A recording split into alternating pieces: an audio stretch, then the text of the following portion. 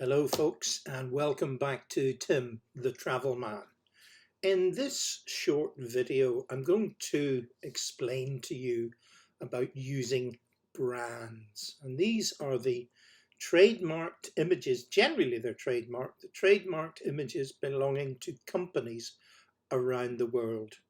And the simple fact is, when you study law, you'll understand very quickly that if you use somebody's image or logo without their express permission, it's a copyright offence. And the Copyright Act transcends all international borders. And recently I was dealing with a case. I run a company that chases copyright, people who breach copyright. And we were chasing a company in Australia, and they had taken some images from one of my clients' websites and displayed them in their own website, thinking, yeah, we're in Australia, nobody's going to bother. And well, we use a proprietary brand of software to back query the images belonging to certain clients. So we can take an image from a client, we can run it through some software, and we can discover what other organization or website has been using those images. But that's another story. But let's get back to the branding and how to use branding. And once again, Canva have just made life so easy. So I'm going to call up a video that I've been preparing. This is a YouTube video, which is a marketing video for a private house. This is a friend of mine in America, and they own this private lodge, and it's called the Oasis, and it's at Beaver's Bend. So they don't specifically have a logo, although I'm suggesting that we might want to go down the route of something like this. Pardon me, but they don't have a logo. But if they did have a logo, if you go down to the More button in Canva, Canva have got a link to a website called Brandfetch. And if you want to incorporate those brands in your video or your presentation or the image that you're preparing, number one, and most importantly, you must have permission from the people to use that logo or brand in any publication. But if you, and assuming that you do have permission, if you click on Brandfetch and type in up here the brand, say for example it was Exxon Oil, type in Exxon, and let's see what Brandfetch has got for Exxon. And there we go. So you've got Exxon this, Exxon Architectural and Design, Exxon CL. If you type in, let's say Starbucks, let's have a look, see what comes up for Starbucks. Lo and behold, the Starbucks logo. So what we're going to do, drag that in. Now you'll see down here, very importantly, TM stands for trademark, and that's a trademarked image. So you might be able to get away with typing the words Starbuck, but what you will not be able to get away with is using this image, because it's trademarked, and that gives it extra protection in the law. But the beauty of putting in the Brandfetch image is, for example, when you want to change some colors, you will see here, this is so clever from Canva. What they have done is they have taken the trademarked image and they have put in the colors that belong to that trademarked image. So if I wanted to change my text, for example, to Starbucks green, bang, it's done.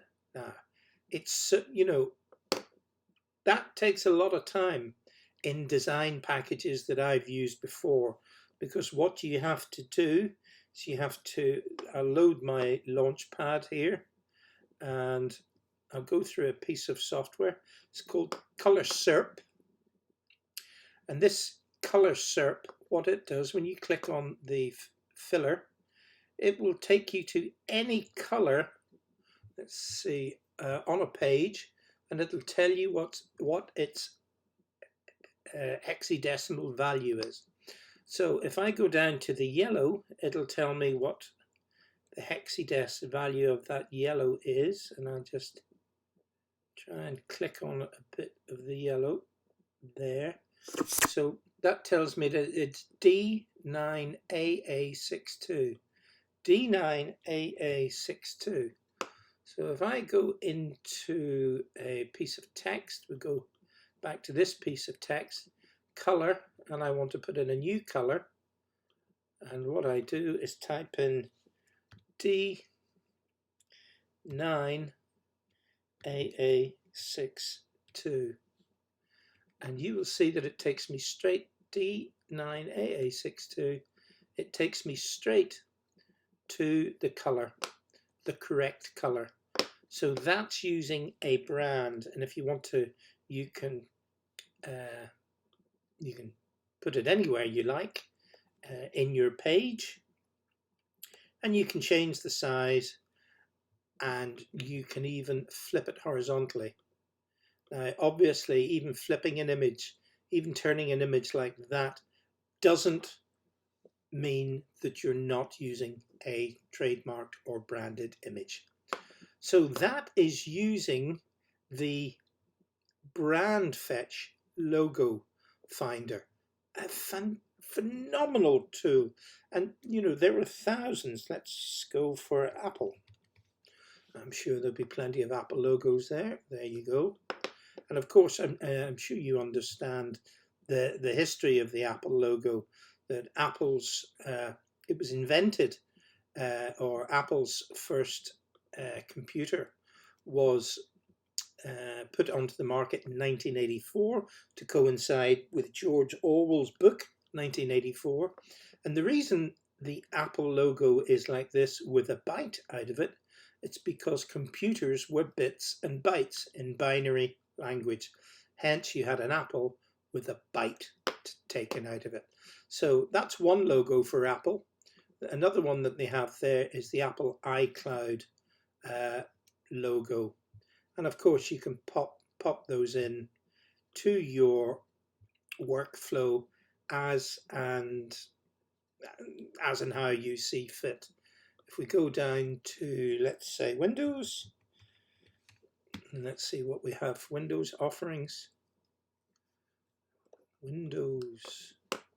Now, I'm surprised that that's all there is for Windows. Windows PC, Windows 10. I'm surprised there are only those images. I would have thought that there would have been more. Yeah, very few for Windows. XERO. Xerox is a big one. Massive brand. There you go. And there are some other derivatives of the Xerox brand, but I actually have a computer beside me there. It's got the Xerox logo, and that's the Xerox brand. So there you go. So that's how to use Brandfetch in Canva. It's a joy to use. I hope you've got a lot out of this. And again, what you want to do, if you go down here to Brandfetch, you can click on it, join it to Canva, and away you go. So that's Brandfetch. Enjoy. Look forward to, make sure you do subscribe actually to come back to me, because I'm going to have some more simple videos put up there for you. But I hope you enjoyed this one. Have a good day.